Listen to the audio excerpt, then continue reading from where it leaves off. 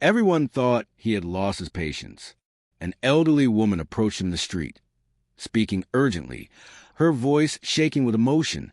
People nearby froze when Freddie Mercury suddenly smiled and said one word that no one expected. "You're crazy." The crowd gasped. How could the world's most beloved voice speak like that to an old woman?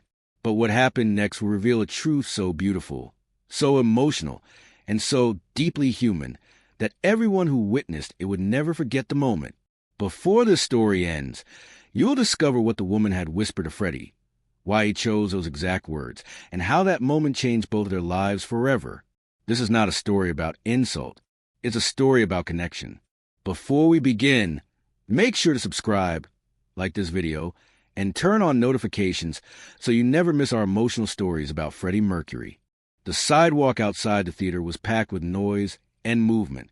Fans clustered behind the metal barriers, some calling his name, others holding notebooks and cameras, all hoping for a glimpse of the man whose voice had defined their lives. Freddie Mercury stepped out into the cool evening air, coat draped loosely over his shoulders, the echo of the concert still vibrating in his chest. Security formed a loose wall around him, guiding him toward the waiting car. That's when he saw her.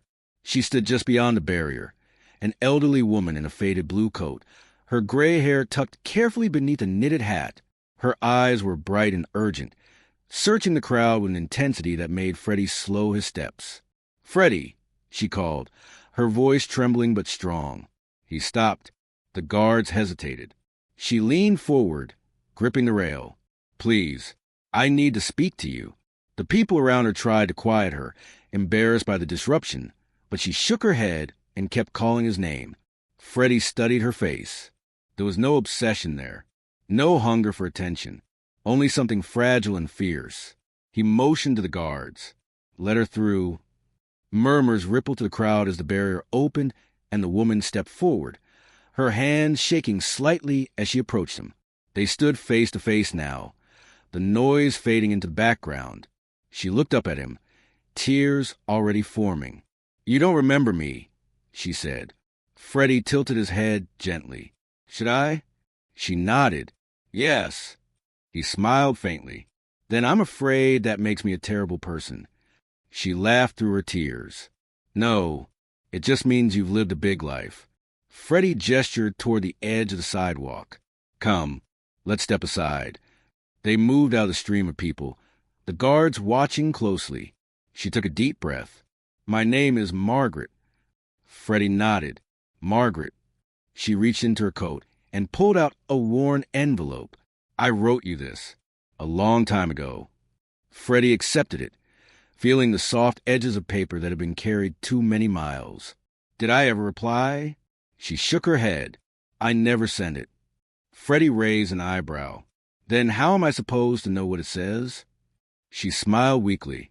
"I wanted you to read it now." Freddie looked at the envelope, then at her. "Why?" "Because," she whispered, "I don't have much time." The words struck him harder than the crowd's noise ever could. Freddie carefully opened the envelope and unfolded the letter. The handwriting was neat but fragile, as if the words had been written slowly, with great effort. He read. His expression shifted. The letter spoke of a young woman in the 1960s, newly married, frightened, living in a small flat near Kensington.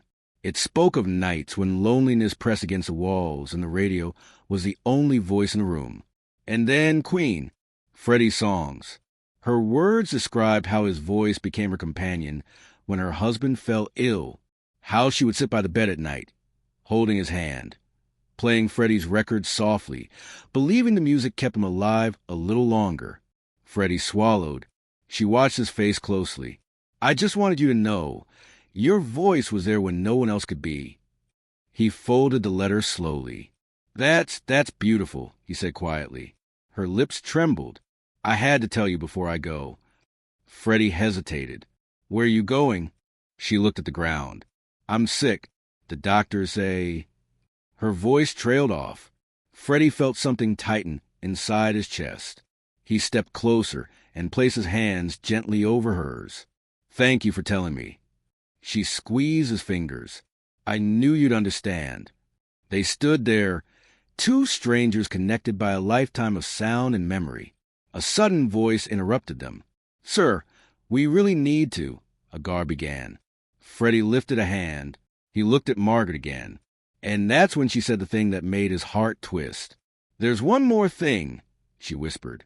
"I think I saved your life once." Freddie blinked. "You what?" Her eyes shone with something between fear and certainty. "I'm not crazy," she said, "but you might think I am." Freddie stared at her, the noise of the street rushing back into his ears. Because whatever Margaret was about to say was about to change everything. Freddie Mercury stared at Margaret as if the world had suddenly tilted. "You saved my life," he repeated. Margaret nodded slowly. Her hands trembled, but her eyes were steady. "You were young, and you were lost. You didn't know me, but I knew you." The guard shifted uneasily nearby, watching the crowd, but Freddie had stopped noticing them. "Come," he said quietly. "Sit." They moved to a small bench near the side of the theater. Freddie sat beside her, leaning in, as if the night itself were listening. "Tell me," he said. Margaret inhaled deeply. "It was 1971. You were playing a tiny club in West London. I worked across the street at a pharmacy." Freddie's brow furrowed. "That was a long time ago." "Yes," she smiled. "And I was already old then."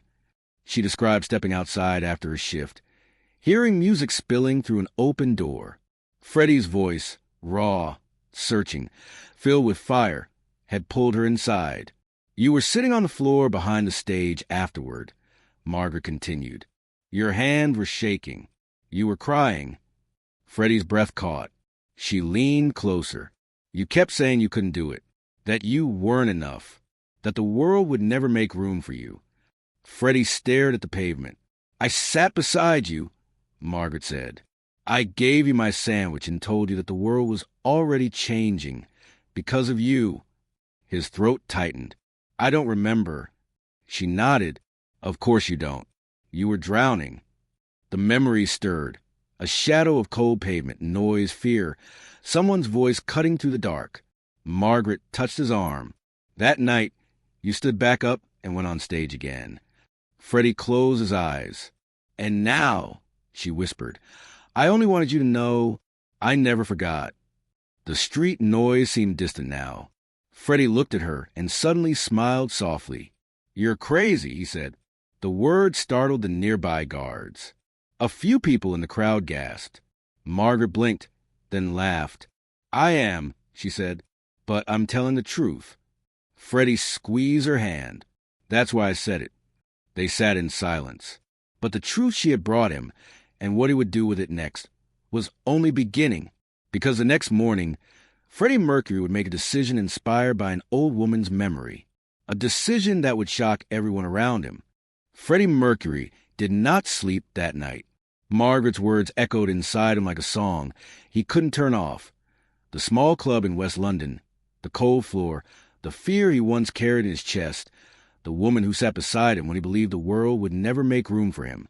He stood by the window of his hotel room, watching the city breathe below him, remembering a younger version of himself. Not the legend, not the voice of an era, but frightened young man who had almost given up. He remembered fragments now. A room that smelled of smoke and cheap beer. A guitar humming somewhere. The weight of failure. A soft voice saying, "You matter." He sat at the piano and touched the keys without playing. His hands were trembling. "Thank you," he whispered to the empty room. The next morning, Freddie made a call.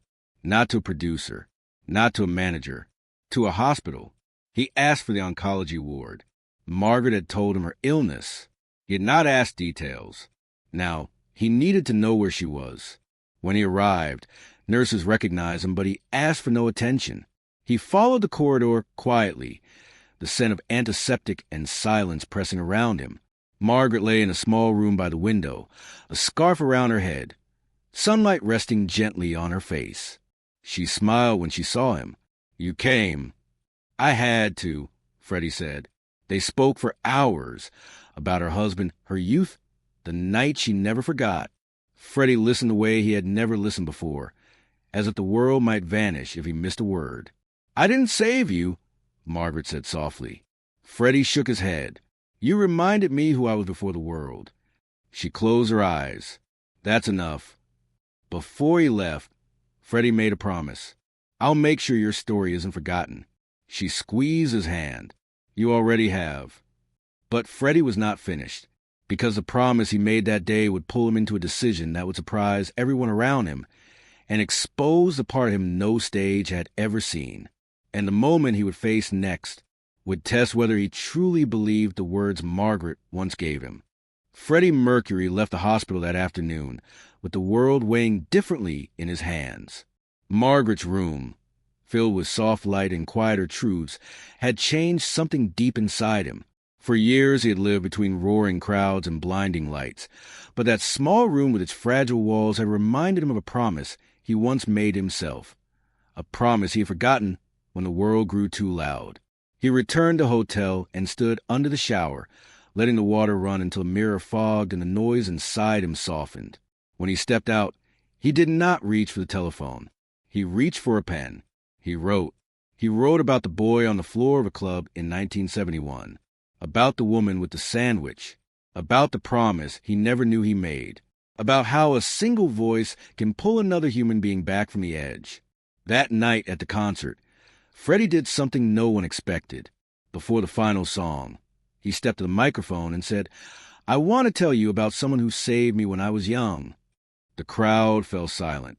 He spoke of Margaret, not her illness, not the hospital, but her courage. He spoke of being lost, of almost walking away, of how a stranger's words can become a lifeline. He did not say her name, but he said her story. The crowd listened as if the world itself had paused. After the show, letters flooded in. People wrote of strangers who had saved them, of moments that kept them alive, of how hearing his confession had changed something inside them. Freddie read every one. Days later, he returned to Margaret with the letters. He placed them gently on her bed. They listened, he told her. She smiled. You always did. But Margaret's strength was fading, and the next promise Freddie would make would break his heart and rebuild it at the same time, because the moment that was coming would force Freddie Mercury to choose between protecting himself from pain or opening his heart to it fully. Freddie Mercury returned to the hospital 2 days later. Margaret's room was quieter now.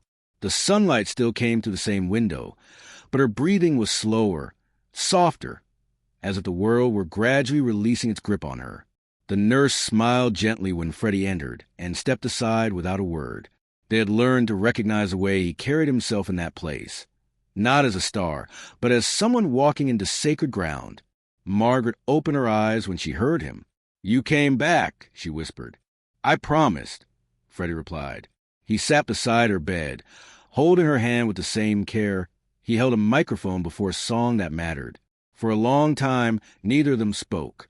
Outside, a bird called from the tree near the window, and the sound seemed impossibly loud in the stillness. Finally, Margaret smiled faintly. Did they listen? Yes, Freddie said. They listened. She closed her eyes for a moment, then opened them again. Then it was worth it. Freddie swallowed. His chest ached, but it was not the sharp pain of grief yet. It was a quiet, heavy awareness that something irreplaceable was slowly slipping away. You saved me, he told her. She shook her head weakly. No, Freddie, I reminded you. That afternoon, Margaret asked him to sing. Not in the way crowds asked. Not for performance. Not for applause. Just for me, she whispered. Freddie hesitated only a second. Then he leaned closer and began to sing softly, the way he once sang alone in empty rooms before the world knew his name. No theatrics. No power. Just truth. Margaret's eyes filled with tears. When the song ended, she squeezed his hand once, very gently. Thank you, she said. Those were the last words she ever spoke to him. She passed away early the next morning. Freddie stood alone in the small chapel when they brought him the news. He did not cry at first. He simply sat, staring at the wooden floor, listening to the quiet. When the tears finally came, they were not loud. They were not dramatic. They were honest. At the funeral, Freddie stayed at the back. No cameras. No attention. He carried a single white rose and placed it on her coffin when no one was watching. He whispered, "You saved me twice." The world outside continued turning, unaware that a quiet hero had left it. But something inside Freddie had changed forever. Months later, Queen began work on a new album. The songs were different now. Still powerful. Still unmistakably Freddie. But layered with something deeper. An understanding of how fragile life truly was and how much every moment mattered. One night in the studio, Freddie wrote a melody that refused to leave him. He worked on it for hours, then days. It became a song about being seen when the world feels dark, about a stranger's voice pulling you back from the edge, about the invisible threads that connect human souls. He never named Margaret in the lyrics. He didn't have to. The song carried her. Years later, when fans asked him what had inspired that song, Freddie would only smile and say, "Someone reminded me why I sing." On the night the album was released, Freddie stood alone on his balcony, the city glowing below him. He thought of the frightened young man on the floor of that club in 1971. He thought of the elderly woman with the letter. He thought of the promise he never knew he made, to survive, to keep going, to become a voice for others. He whispered into the wind, "I kept it." And somewhere in the quiet beyond the noise of the world, that promise remained unbroken. Because legends are not made by stages and lights. They are made in moments when no one is watching, when a stranger sits beside you on the floor and tells you that you matter. Freddie Mercury never forgot that night, and the world is better because of it. If this story touched your heart, subscribe to the channel and share it with someone who loves Freddie Mercury. If this story inspired you, remember, even legends face battles unknown to the world. Subscribe, leave a like, and share this video with someone who loves Freddie Mercury. This is not just a story about Freddie Mercury. It is a story about how one human voice can save another human soul, and how that moment can echo through an entire lifetime. At its core, this narrative is built on a single, fragile truth. None of us survive this world alone. When the elderly woman, Margaret, steps into Freddie's life, she does not arrive as a miracle worker or as someone with great power. She arrives as what the world often overlooks, an ordinary person carrying extraordinary courage. Her act is not dramatic. She does not write him a contract. She does not promise him success. She simply sits beside a broken young man and speaks the one sentence that keeps him alive. "You matter." That sentence, more than any hit song or standing ovation, becomes the emotional engine of the entire story. Freddie, at that moment in his youth, is not the legend. He is not the icon. He is a frightened immigrant boy in a foreign city, terrified that his dreams are too large for the space he occupies. He is on the floor, literally and spiritually, and Margaret's presence does not solve his problems. It interrupts his despair. That interruption is everything. Years later, when Margaret returns as an old woman facing the end of her life, the power of the story reverses direction. Now Freddie is the one with the voice, the one with the power, the one with the platform. And what does he do with it? He gives it back. This is the deepest emotional theme of the entire narrative. Salvation is circular. We are rescued, and if we are fortunate enough, we become the rescuer. Freddie's decision to honor Margaret publicly, without revealing her identity, without exploiting her story, without turning her into a spectacle, shows the most radical form of respect. He protects the sacredness of their connection. He does not convert gratitude into publicity. He converts it into purpose. And that is why this story resonates so deeply, because every person reading it understands this quiet truth. We all carry moments where someone else kept us alive. Sometimes it was a teacher, sometimes a stranger, sometimes a song on the radio, sometimes a voice we barely remember. But the emotional weight of those moments never leaves us. Margaret's illness introduces the most painful layer of the narrative, the knowledge that the people who save us are not meant to stay forever. They come, they alter our trajectory, and then they fade. That is not tragedy. That is humanity. Freddie's grief is not just about losing Margaret. It is about finally understanding how much she mattered. And here lies the most profound transformation of the story. Freddie no longer measures his life by success or recognition. He measures it by impact. when he carries Margaret's memory into his music. He transforms grief into legacy. The song he writes is not merely entertainment. It is testimony. It becomes a physical evidence that love does not vanish when someone leaves this world. It changes form. This is why the ending is not sad. It is luminous, because Margaret does not disappear from the story. She becomes woven into it. She becomes the invisible harmony behind every note Freddie sings with greater purpose. Her life continues in the way Freddie lives differently because of her. And the reader feels this. The reader leaves the story not thinking about fame, but about connection. Not about concerts, but about the small moments when someone showed up. The emotional power of this story comes from its quietness. There are no villains, no grand confrontations, no explosions of drama. Only two human beings meeting at the right moment in each other's lives. And that is exactly why it feels real. Because the most important events in our lives rarely arrive with music and lights. They arrive on cold floors, in hospital rooms, on sidewalks, in silence. And when we recognize them, we are never the same again. This story reminds us of something the world desperately needs to remember. Every life touches another. And sometimes that touch becomes a reason someone survives. That is not a legend. That is being human. And that is why this story stays with you long after the final line.